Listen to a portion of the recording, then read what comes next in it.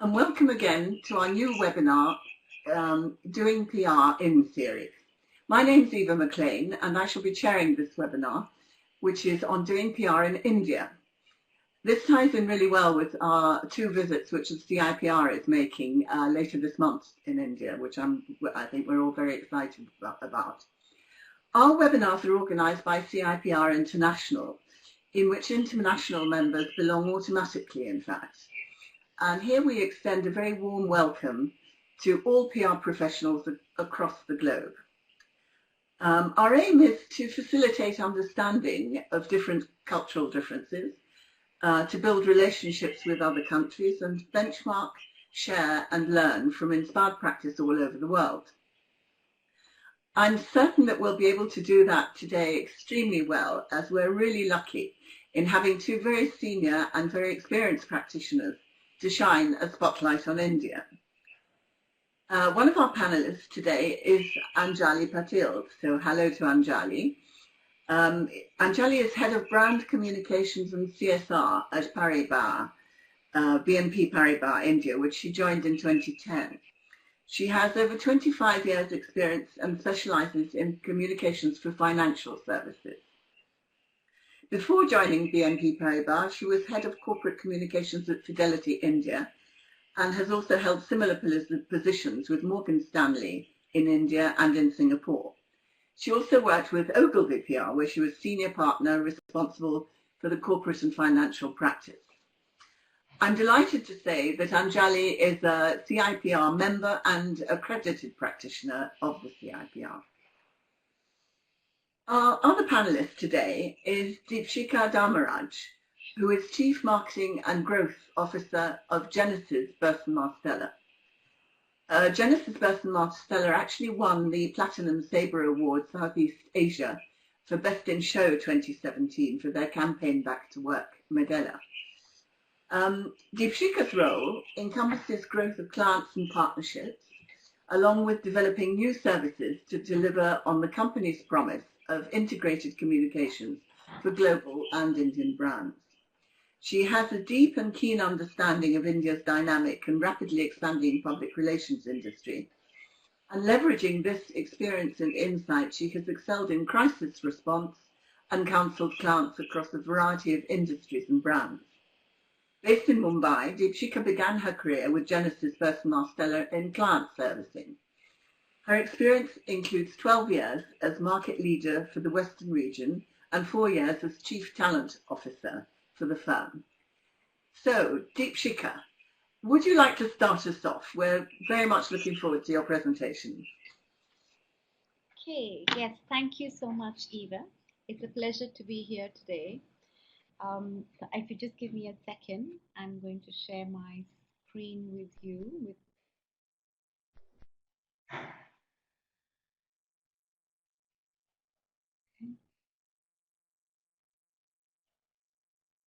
Okay, yes, so we have my screen up. So like Eva said, we're here today to talk about what is it like doing PR in India. And I think one of the best places to start with is really understanding that India is multicultural and diverse.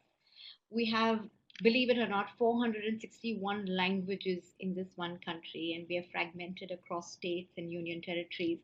I mean, I often say, we're almost like a mini Europe, the kind of number of countries and languages and cultures that we have.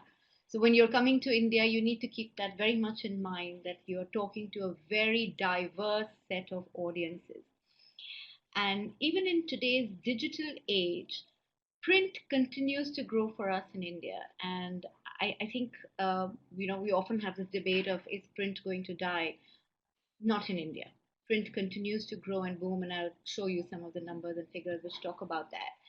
And while we may have dropped in terms of newspaper circulation, with China leading the charts today, we still rank number 4 globally in terms of the circulation of publications and newspapers, which is print.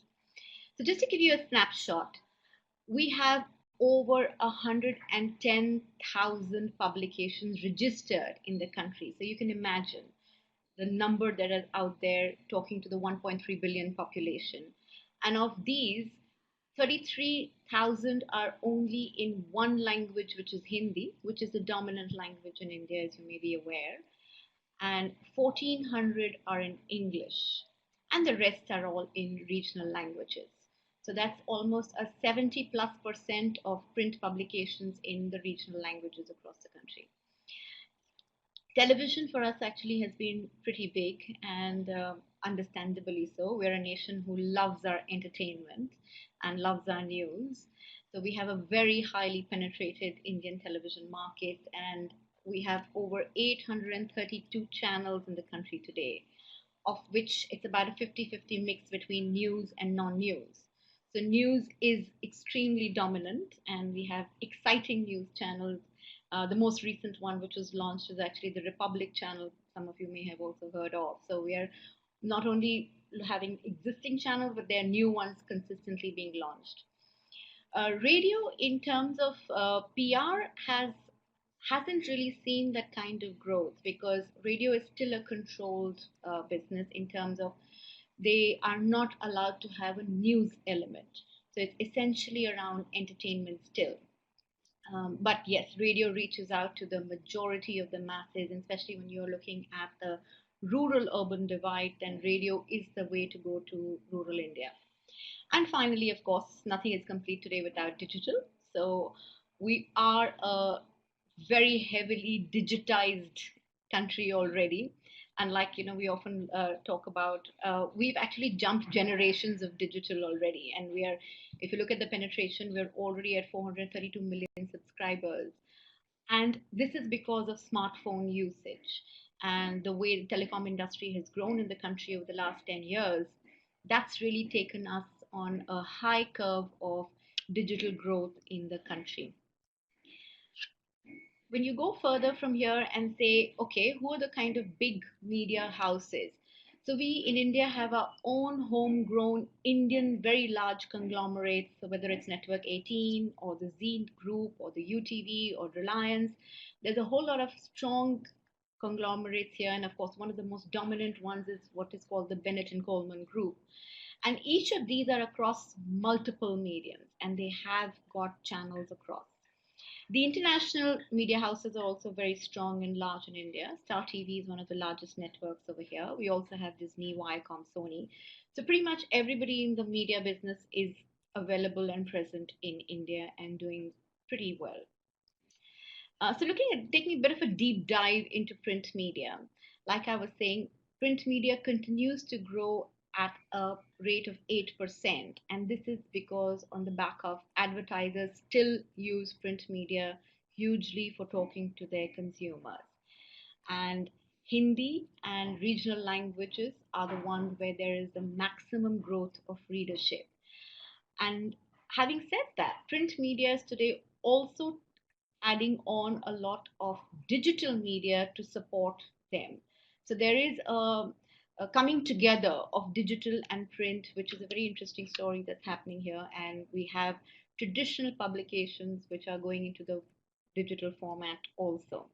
This is an interesting chart, and I hope you can read it, but let me just actually call out over here. This is the top 10 circulated publications in the country.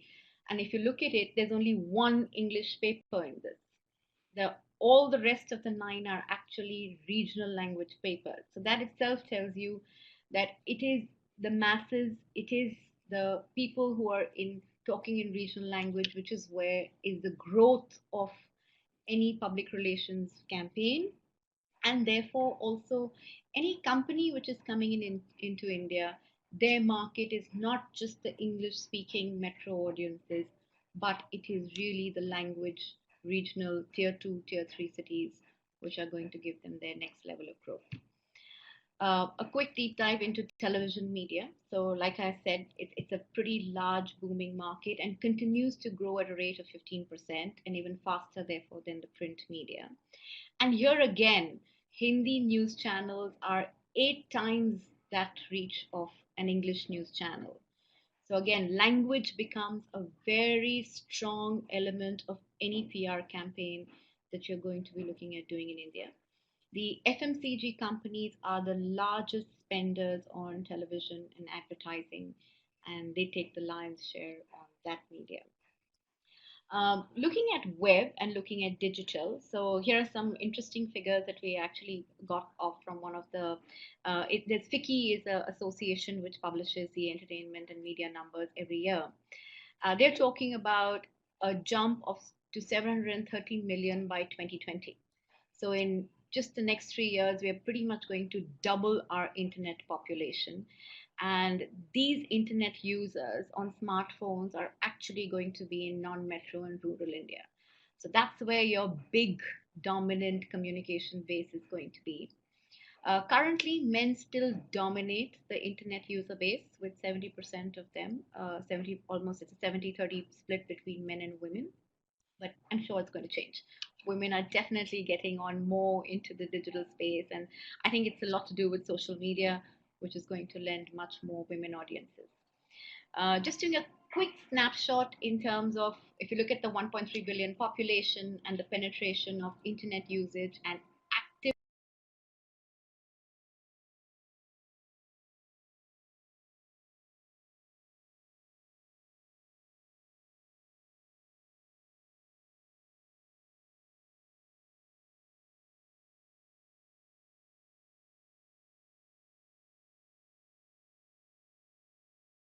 social media usage, which is about 14% today, and then look at mobile subscribers.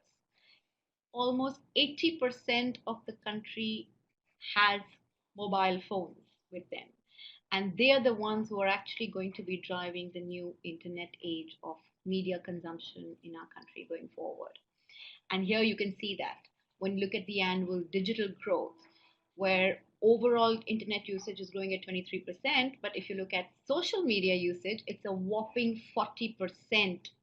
And then social media on the mobile phone is the one which is growing the fastest.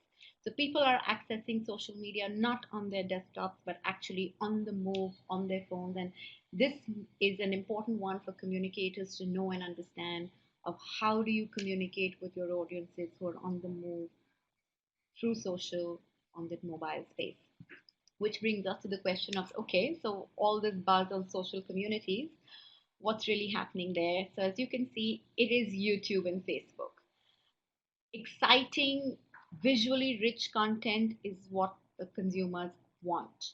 And that's what they get off if you're doing any campaign on YouTube or Facebook. WhatsApp is obviously the third largest, and I know a lot of marketers today are seriously looking at WhatsApp to see how do they use that as a new channel of communication with their audiences, given the very high level of penetrations that's happening over there. And of course, you have all the other channels which are fairly active also. When you come to consumption of news online, and this is where it's taken an interesting twist, where there are a lot of new content and delivery formats which have emerged over actually essentially the last couple of years itself. And the kind of visitor per month rates that they are getting, it's mind boggling. Sometimes we also sit down and say, wow, okay, Scoop Hoop, which is essentially it's all about gossip and news and what's new and interesting in the industry, 6.8 million visitors a month. And every industry has now developed their own online preferred media partner, if I may call it that. And this actually helps communicators quite a lot because you can start customizing content in partnerships with these digital online media. So the quality of content is driving conversations, making it more shareable and making it more interesting and exciting, while being very careful not to get over branded. Influencers and experts have arrived. So influencer management and influencer marketing is very, very big now in India, and people are really getting on to understanding how do they work with online social influencers and experts and integrate them into their stakeholder community. And of course, content partnerships is the big buzzword for most of us in the PR industry today. So if I were to put it all together, and we of course know the poem model of paid, own, earned, shared media. So purchase media still stays pretty strong. This is your traditional advertising, but of course going across to multiple channels now. The owned media is what you are publishing yourself, which is of course your corporate websites and your microsites and what you do with your branded communities. Shared media is very big and booming, like I already spoke about. And then finally, there is what we call the traditional earned media. Now, what is interesting is that for a PR communicator, your life doesn't stop at earned media today. We are expected to know and understand all elements of the other three because we are truly talking about integrated campaigns. So, most of our people today are extremely educated on each of these to be able to give an integrated idea and then see how do we actually develop and amplify it across multiple platforms. So, like Eva, you were talking about the Back to Work Modella campaign. It's a great example of a truly integrated campaign where the team actually used all these mediums. So it was not that the advertising agency will do a separate advertising campaign or the digital agency does something else. We all develop the same thought, insight driven idea, and then go across all the multiple mediums and communicate the same message. And that's what really resonates and brings results for client campaigns. So finally, for from me, for I think for anybody who's coming in to communicate in India, it is a complex market dynamic over there, and I think, like I said, multilingual nation. So you need to watch out for that and be ready to translate your communication in multiple languages. The urban rural population and the different ways of communicating with both need to also be understood, and like we are discovering, especially for large consumer brands, the rural markets is where the new growth is going to come from. So we actually call them the new emerging markets. Talking to your audiences through multiple channels of communications is the way to go. So you cannot have a campaign which only looks at print media or only looks at digital anymore. It has to be an integrated campaign. And digital, of course, is a new growth engine for all of us. Urban India is, of course, looking at many new mediums of communication, and Thank social you, media is, Deepshika. of course, very big. And what I'm going to walk through with Deepshika, having provided the context of what the country looks like and the complexity and diversity, I think we are kind of narrowing down and now coming specifically to the channels that PR deals with. Specifically, oops. Yes. What makes headlines? We're getting into what makes news and then talking a little bit about what it is like to deal with the media here on a day-to-day basis. So what makes headlines? Not surprising, and what makes the headlines elsewhere in the world as well: politics, breaking news, uh, investments and mergers, that's all of the financial part of it. And in India, uniquely, Bollywood and cricket, which, as we say, are like religion in India. So Bollywood and cricket constantly make news. Breaking news is very obvious. Politics, the reason that makes news, and that's right up front there, is because there is so much of an impact of government policy on uh, the economy and on the markets and the industry. That still continues. We are not a fully privatized situation yet, and therefore politics definitely plays a big role in terms of how the economy develops and how the markets develop as well. But if you were to move further,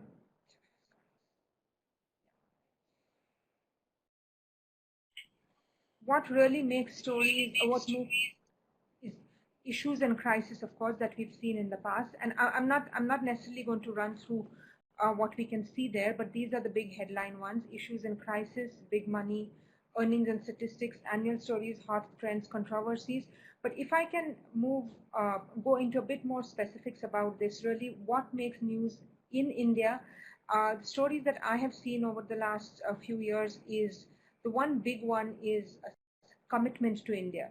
So many of the companies are here to try and show their commitment not just to the country, but with the aim of reaching out to the customers as well as the government. So whether you talk about foreign direct investment, companies making big investments into the country, putting up plants, or the foreign institutional investor flows which come into the stock markets and drive up the local stock market. Or if you say global CEOs, like today we have the CEO of Microsoft in town, or any of the global CEOs coming into town, all of that gets packaged and gets seen as commitment to India. And that's definitely one of the things that makes big news. The second thing I would label pride in India and everything made in India. So again, you have a lot of CEOs globally of big corporations who are Indians, and there is a lot of pride in reporting about them. Anything that is a first, anything that comes as a first from India, that definitely makes news. And then the third thing that I would say is the foreign versus India. So you have for Amazon, you have a local homegrown Flipkart, or for an Uber, you have a local homegrown Ola, which is a competitor. And the constant comparison between the two and trying to play up one against the other, trying to see who's big. So somewhere the focus is constantly on what is relevant to India rather than what happens globally. Startups have been another area. If you say in terms of hot trends, another thing has been startups. There is a lot of focus in startups, and we have a number of them. So that's another thing that has been making news. In terms of issues and crisis, which is the first point up there, I think you referred to the Maggie crisis earlier, but anything really that impacts consumers, there's this sense of activism we're taking up for the consumer and then reporting a lot on that. So it's not just about the crisis from a corporate point of view, but whether it's product recalls or shutting down plants, it's all about how it is in the interest of the customer or the consumer. In terms of big money, I think what we see is investments and commitment to India, which I talked about. And that definitely, I mean, anything that has numbers in it tends to make big news. Not something that companies are willing to reveal all the time, but that definitely helps in making news. Among the hot trends, while corporate governance is a significant one, a big one, I think we're seeing that globally, but also in India. Sustainability is another big one, not just sustainable finance, but just sustainability and the sustainable development goals of the UN. That definitely is a big hot trend right now. Annual stories, earnings and statistics, this is something that we see a lot more in when we're dealing with the financial sector, public relations. That's because there's a lot of focus on research, on the analysts, on what happens to the market, the stock market and where it moves up, as well as the economy. And because we are a developing economy, because we are in a growth phase, there is a lot of focus on a number of these statistics, and which is why the annual stories, as we are now going into the end of the year, you'll find not just a wrap up of the year, but also the outlook for the coming year, which tends to make news.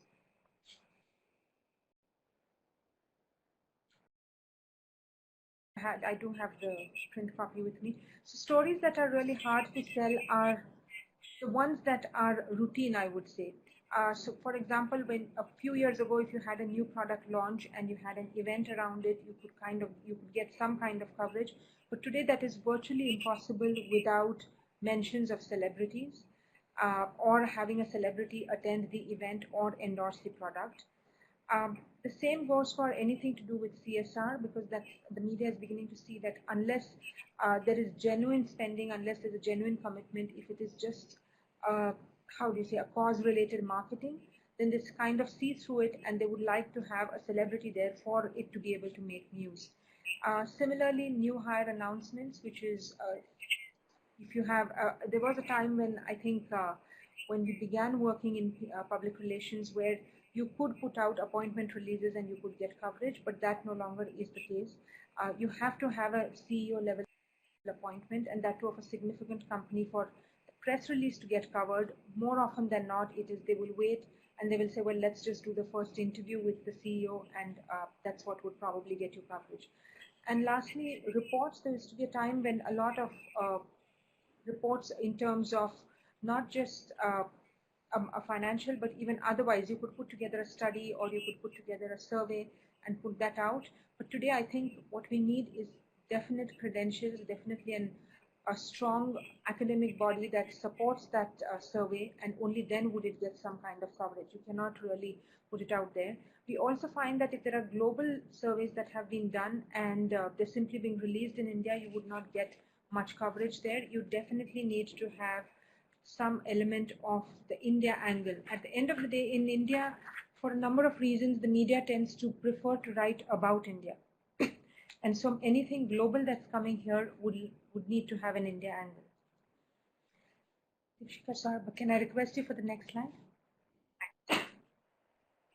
Yes, we move to the next slide. Okay. Moving on from what makes news to what is it like, what Indian journalists are like, and what it means to deal with them. I think, as Deepshika said at the beginning, there is two sides to look at it. One is definitely the metros, which are the big hubs and centers, cities like Mumbai, Delhi, Chennai, Bangalore, where a lot of the media is headquartered and where they have very large bureaus. And then you have the smaller cities where you'll usually have correspondents and you will have some of the smaller newspapers running out of there. And the big difference between this is that in the bigger cities where the bureaus are much larger, you will find journalists who are tracking specific sectors or specific beats and specializing in that area. But as you move to smaller cities and smaller newspapers, not only is the pages dedicated to business one or two that sit in the entire newspaper, but also the fact that some journalists are covering 3 to 4 sectors, and therefore there is not enough knowledge of each of these. And they would depend on us to give them that much more news. So that's the one thing to remember in terms of whether you're dealing with a national level newspaper or a business newspaper which is headquartered in a city versus in one of the metros versus something that is in a smaller non-urban center. Similarly, what happens is the exposure with the media persons who are in the bigger cities or in the metros, they are exposed to virtually all of the CEOs, the senior management, visiting senior management from overseas, and somewhere there's a saturation, or they're very, very blasé about whoever is visiting. So you might want to pitch the CEO of a particular company coming into the country, and would you want to do an exclusive? But the point is, they have seen so many CEOs that there needs to be a definite angle, or the organization needs to be large enough for them to want to really do that interview, and this is especially true for some of the larger newspapers.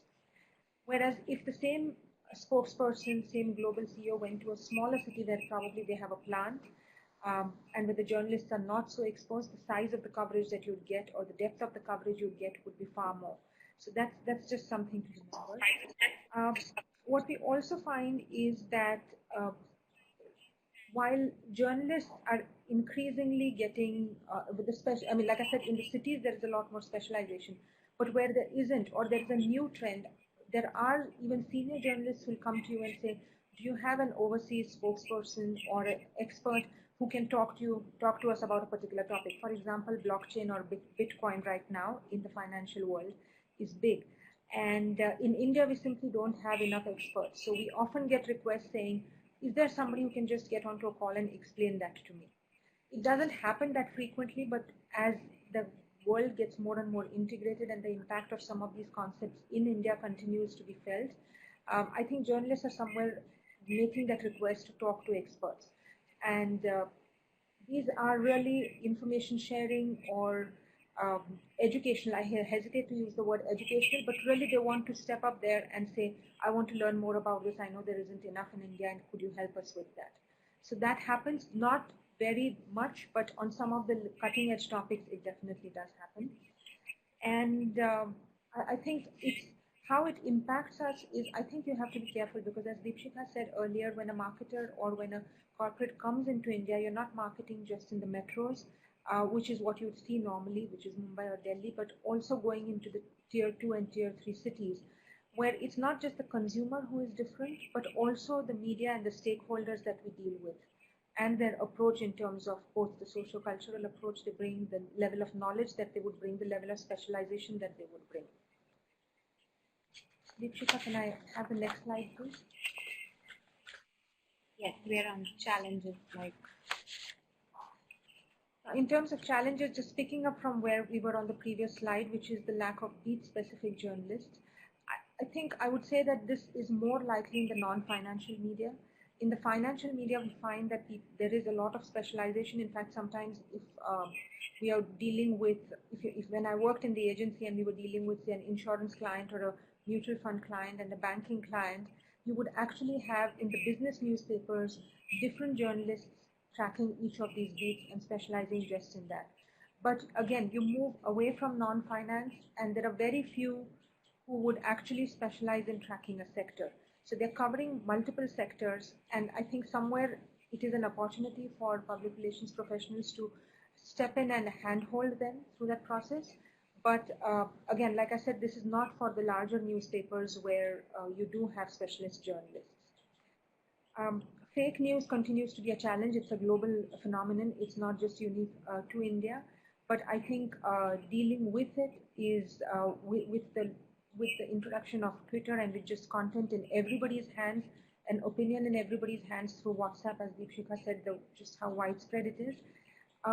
Distinguishing between what is true and what is not, or what is real, genuine, and what is fake is becoming increasingly difficult. It is leading in a number of cases to the government clamping down in order to prevent disorder, a social disorder or social disharmony, because some of this news can create that.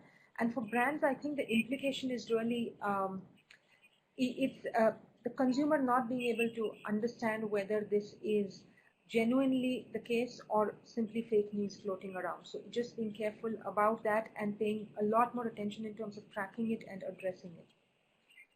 Paid news is, we used to know it as advertorials. It's in India, it's, I think it's moved a little, become a little more sophisticated than that, where a number of the local homegrown media houses that Deepshika referred to, the conglomerates, media conglomerates we have here, what they're increasingly calling it is co-creating content together with the client. And this is really where the lines start to blur. And what PR would normally have called thought leadership, today the advertising teams are stepping in, or these content teams are stepping in and saying, it's paid for, it's definitely paid news, but they're saying, let's co-create content on a topic that is of interest to you, or on a theme or a trend that is of interest to you. So it makes it that much more harder to get something out which is thought leadership led, and which used to be such a huge focus in the earlier years for us, PR professionals. Off-record information, this is, I think you have to know the journalist really well to be able to have an off-the-record conversation. The Indian market is extraordinarily porous. Information does not remain confidential for very long. Usually if you hear something from a journalist, you can be pretty sure there's something going on. Even sitting in-house, if you have not heard of it, you can be pretty sure that something's going on even if you've not heard about it. So just being aware of the fact that the market is very porous and the necessity to protect what is confidential information, I think there's a huge, huge emphasis on that one. In terms of challenges, one I would add there is the fact that we don't really have trade media here. We don't have very strong trade media for any of the sectors. And what that leads to, for finance I can speak, we have 4 or 5 business dailies, 3 business magazines, but they speak to the CFO, they speak to the CEO, and they speak to a retail investor who is probably investing, say, £100 in a mutual fund. And the challenge there really is to, how do you pitch the same article or the same interview to something that has such a diverse readership. And so the lack of trade media sometimes hampers coverage in terms of what may not be of interest to a retail client or an individual investor does not make it to the news, even if it is significant news. And we find that a lot in banking. Deepshika, if we can move on to the next slide, please. Yes, the next slide on who we are talking to. So the last slide that I'm going to speak about is really about who are we talking to. And the reason to put this slide in is to say that a lot of times there's, I think, visitors that we meet from overseas who come in here, they come in with a lot of preconceived notions or stereotypes about India, having seen something like a Slumdog Millionaire. And then they're confronted by a reality that is quite different. Of course, we have the poverty, but when they see the plush offices, the glass and steel buildings, the business centers, or really cutting-edge business and technology, they are a bit surprised. And the point that we're making here is likewise in public relations, it's not just media that we're talking to when we talk about public relations. But today, I think public relations addresses a number of stakeholders. And as is the case globally, in India too, that's who we are talking to. So it's just consumers, of course, are a key stakeholder, and the media, the channel to reach them. But beyond that, you have the analysts, you have the social influencers, increasingly NGOs, activists, judicial activism. You have experts who become important in cases of crisis situations because they are the only ones who are seen as neutral. And then, of course, the government and the related stakeholders in regulators and policy, as well as your ecosystem for the business, which is about retailers, distributors, employees, investors, and the like. So when you're crafting messages or when you're trying to take a campaign out, like anywhere else in the world, in India too, you're really thinking of all of these stakeholders and not just the media or the end consumer, really. And with that, I will hand back to Deepshikha for summarizing the slides. Thank you so much, Anjali. So putting it all together, we've just got these 10 points that Anjali and I put together. So the first one is, of course, when you are looking at communicating in India, you have to embrace and love the diversity. And of course, customize your messages and approach to each of those different audiences in the different markets that you're going to go to. Please today look beyond the metros. The real Indian audiences and the new growth markets are going to be in the tier 2 and the tier 3 cities. Print is definitely here, so you have to have a campaign which addresses multimedia, which is print as well as digital. Social is growing in leaps and bounds, and as you know, almost 70% of the Indian population is actually a younger population. We are there in the younger age group. So those are the guys who you want to talk to, and if they are your audiences, you need to really think about social and digital. Focusing your content and really looking at what makes news. Anjali spoke about the kind of things which appeal to journalists and content creators as news. You need to keep that in mind when you're looking at putting your messages out there. Understanding the journalist is extremely critical, and it's not only about what they are writing on, but what are their preferences, what are the kind of stories they have done recently. Really deep diving into what is their ideology is required. And similarly, today you have the influencers who you also need to actively talk to in the same way as you talk to the traditional journalists. And then the multiple stakeholder universe that Anjali spoke about. So today, for example, if I were just take, we run campaigns around employee communication. There's a full integrated campaign which is developed around just how do you send your message across to your employees. And especially large multinational companies who are coming into India, that becomes a very important part of their communication program. Following the paid earn owned media model and looking at what works for you and making sure you have amplified media story, and therefore keeping your approach integrated always. So very often when I speak to some clients who've come in from overseas markets and they're like, okay, we're only going to be looking at this kind of media, and then we talk about, no, you have to start with understanding the brief, understanding the insight, arriving at a creative idea, and then putting together an integrated campaign which addresses multiple audiences and multiple channels. So we are a fairly advanced PR thinking country. So like Eva, you were mentioning earlier, what does PR mean in different countries? I think in India, we're pretty much high on the learning curve of PR. I mean, we're up there, and I think some of the campaigns that we do and the way we think compares with any across the world. And finally, of course, measurement of success. This is a question which everybody still struggles with the world over. But yes, we are more and more getting aware and looking at what are the right kind of measurement techniques. How do you define success of a good PR program? Is it the reams of coverage that you've got and calculating that ABE number, or which I don't ever believe in? And so let me say that for I hope it dies out very soon. Unfortunately, some companies in India still use that as a barometer. So we are trying very hard to move them into understanding the quality of message, message delivery, the kind of audience you've touched, and of course, finally, the perceptions you have changed, and therefore the business that you have managed to increase in the country. So that's what we look hopefully to success. So with that, I hand it back to you, Eva. Great. Thank you so much, both of you. I thought that was a fascinating presentations from both of you, and I learned so much.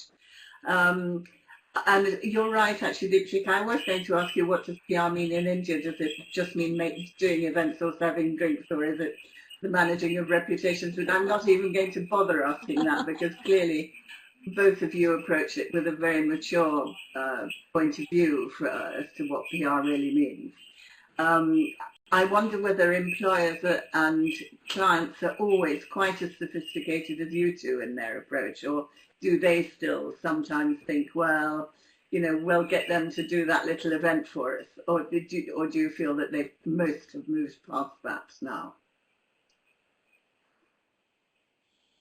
Yeah, so of course, like in any market, there are all kinds, but I think our role is to actually help them understand that this is the way PR needs to be done. This is the right way to do PR.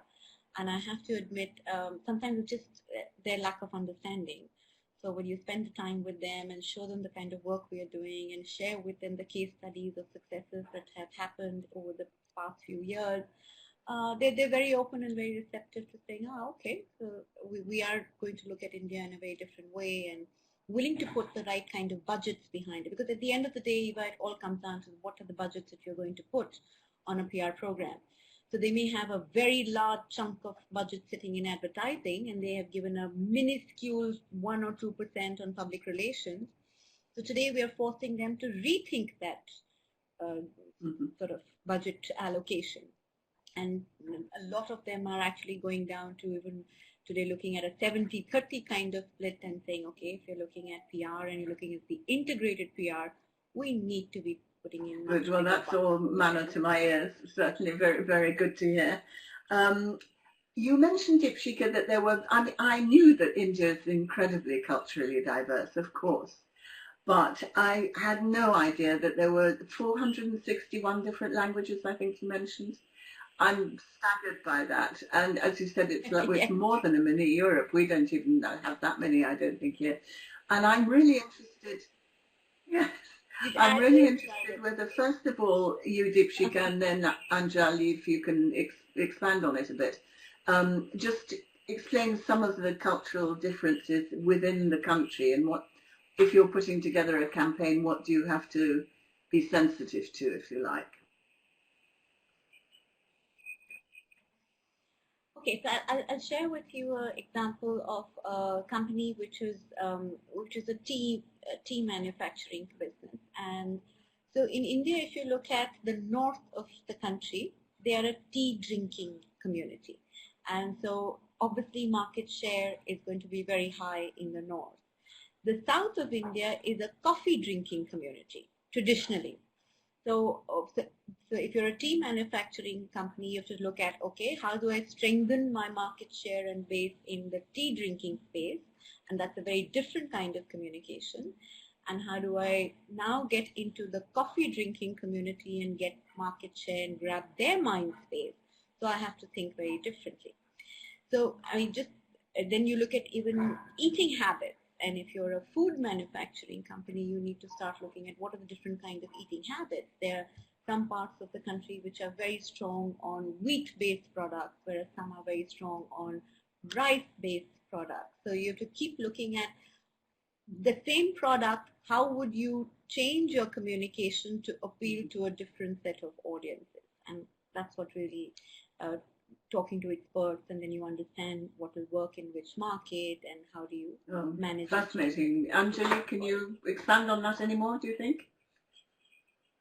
Yes, maybe I'll just take an example from the financial services sector. And again, like Deepshika said, just like there's tea drinking, coffee drinking, we find that, I mean, this would be a wide generalization, but in south of India, from an investing point of view, investors tend to be a lot more conservative.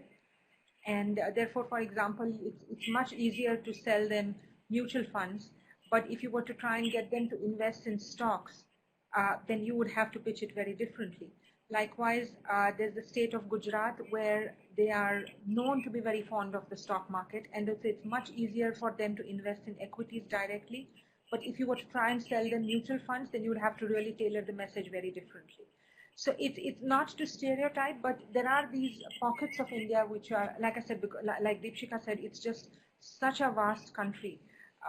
There are these pockets, and the way the states have evolved, that there are some hallmarks that you need to be aware of, and then tailor the same campaigns. If you were selling a mutual fund, you'd sell it very differently, not because you're going separate, not because you're looking at different geographies, but because the demographic profile is very different. Whether the investor is conservative or more aggressive, and then how would you tailor the message to that? Very interesting. Anjali, as you've actually mentioned financial services, I really wanted to ask you something about the Indian young people who are in PR, because in the UK, I get the feeling that a lot of young people are quite scared of going into financial PR, and they feel that it's it's something which they don't want to touch. It's not something they understand, and they don't want to deal with figures, etc., etc. And of course, I don't think that's true at all. I think that financial PR can be really interesting. Do you find the same in India, or is this something that's peculiar to our country, do you think? I wouldn't again want to generalize, and perhaps after I've answered, Deepshika can weigh in as well in terms of, because I don't hire as much, so I don't need those many younger people. But from the time that I used to work with Ogilvy PR, or even now, yes, I think it's more than the fear. I think they just find it very dry. And there is a lot more in terms of, whether you have lifestyle PR or you have product PR. I think there's just a lot more glamour associated with it. Whereas in the sometimes I think it's not so much the fear as much as it seems like a far more dry subject. And therefore, yes, there is a hesitation with the younger people joining it. Having said that, I think over the last decade in India, specialization in financial PR or just specialization is still relatively new in the Indian PR scenario. But over the last 10 years, I think just as the sector has grown vastly, I think we're beginning to see people increasingly coming in. Because even with the agencies that we work with, I do find younger people joining and joining quite voluntarily. These are specialists in finance. And there is that fear of not coming from a financial background, but I think if the kids are smart and the younger generation is smart enough, I mean, they do pick up pretty quickly, so it's not that difficult. I somehow tend to think it's the fact that it's a more drier part of it and more driven by regulation, which makes it a lot more constrained, which probably makes it less attractive than some of the more glamorous or more exciting sectors to deal with. Deepshika, would you agree? Oh yeah, completely. So I actually teach a lot of young PR students. I teach in a couple of colleges and I take these courses. And you're bang on. So first, I have to say there is a fear of numbers. It's sort of ingrained, yeah, because the guys who like the numbers have actually gone into different streams. They've gone into science and computers and IT and engineering and so on. So when they choose communication, these are people who've normally come from a English or a political science or sociology or maybe even economics kind of background. So they don't necessarily have such a love for numbers. And so that does start from there itself. And when you sort of tell them, okay, financial communication, they're like, no, but that's not what I signed up for. I wanted to do all the other stuff, all the exciting stuff. So like you said, there is a certain amount of this aura and the glamour around the other kind of PR. But having said that, I think there is a lot of interest also now in the true way of doing financial communication. And here, I think that's the new growth space for the younger ones, where they're looking at a more in-depth integrated financial communication approach. What I mean by that is it's not just about doing some basic investor relations or sending out a financial press release. So even for when you're doing financial comms for a company, you need to go much deeper into understanding the financial strategy and what is the business future of that business, and how do you actually use all that to make a more compelling communication campaign for the organization. So it is still niche, no doubt. But yes, we hope it's going to be one of the new growth areas, because the markets are moving, right? And so I think every time somebody looks at the markets and then the kind of funds that are coming into the country, hopefully that will be the new area. Yes. I must admit that if any youngster says to me, I hate figures, I don't view that very kindly at all, because if you want to get on in public relations, you actually have to learn to read a balance sheet, you have to understand profit and loss. So just to say, I can't do figures is really not something which goes down well with me, but I completely agree with you. It's something that will change, I'm sure. I wanted just to ask you, actually, Anjali, I think this is one for you to start with. If somebody from overseas comes to India, what are the things that they grapple with? What are the things they find most difficult, do you think, about living and working in India? I think Deepshika has talked at length about the cultural diversity, and I think, that I don't think people realize the sheer scale of it until you actually come here. And even there, what happens is there's a couple of dichotomies there. It's not just straightforward in terms of diversity, which is just cultural. But if you take, for example, the rich-poor divide, it is far more in your face than it's something you encounter on a daily basis. So you can, where our offices are located, when you look out, you see Asia's largest slum. But the buildings that we sit in, or some of our visitors would come to, are no different than any of the most modern buildings anywhere in the world.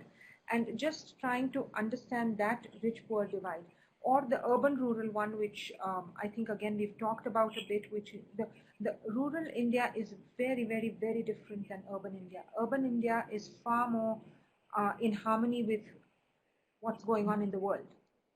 So if you're living in a Mumbai or in a Delhi, you might feel a bit of a difference, but you wouldn't miss a lot of things. You wouldn't find life very different than you would overseas.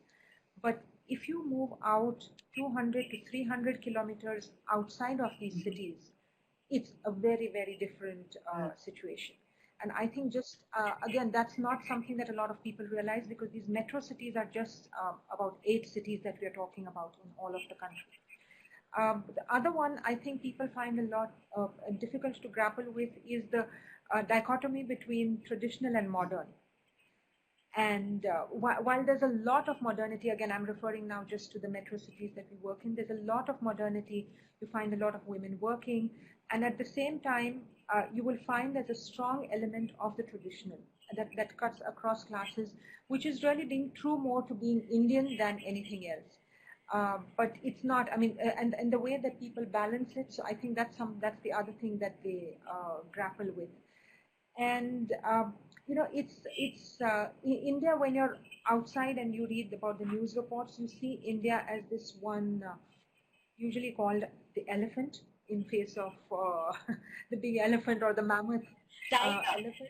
Now it's the roaring lion. And but in that sheer size also, and just this morning I was at a presentation where one of the analysts was talking about, he showed us a map of India, and he showed, he put in various countries which is size in terms of population. So there's one state in India which is the size of Brazil. So you would think that as from a consumer point of view, that's a really big consumer market. But then when you look at that same state in terms of GDP numbers, it's the equivalent of a Nepal. And so really coming to grips with that, you can't see it as one humongous market. You really have to break it down and see it as different markets. And I think these are some of the things which are, again, at the root of it is the diversity, is the sheer size of the country.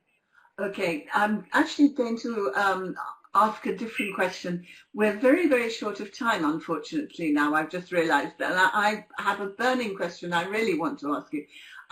It's a huge topic, but I wonder whether you could keep your responses quite short on it. And that is, I'd like to just raise ethical issues in India, because we've just had ethics festival for the CIPR, so a whole month devoted to ethical activities. We had 12 different events running through the country, and we really shine a spotlight on what it is to be ethical and professional in PR. Do you feel that ethics is something which translates in the same way throughout, and the same way in India as it does in the UK, as it does in Australia? How is all that viewed? And I'm really sorry, but can you keep it quite concise? Deepshika. Okay, so I think there is much higher awareness of ethics and having to be behaving in a particularly ethical manner. But it all emanates from what your beliefs are. And I think ethics is a lot more to do with individual and their approach to life overall. So I wouldn't like to paint a brush to say, oh, journalists are not ethical or PR people are not ethical. There are all kinds everywhere. But yes, having said that, there is a journey to be made in India on understanding the ethics and the right way of doing things in public relations. But I'm sure we will be much stronger in that space as we go forward. Anjali? Yeah, I think, yeah, the only thing that I would like to add is, yes, there is a journey to be made, but also as the stakeholders within PR, whether it's the media houses or agencies or corporates, I think each one has their own reputation to build and defend. And I think that's where the push from the corporates is also coming in, whether the corporate as media house, clients, or even agencies. I think there is a huge push because there's your own reputation to defend as well, and what's at stake there. So I think we are beginning to see, I'm not beginning to, I think it's quite embedded, especially in the international agencies, corporations, or media houses that are here. And I think they are leading the way. Okay, that's really excellent. First of all, we have to finish there. I'm so sorry because I feel I could have talked to you both for another hour. It was really, really interesting, and I'm sure everybody will find it fascinating, not just me. If you've enjoyed this webinar, then do have a look at our website, CIPRinternational.com. Very easy address to remember. Our next webinar that we're planning is going to be, I believe, on Cambodia. So that's a completely different set of diversity there. If you have any questions as an audience or comments, then do write to us through CIPR International.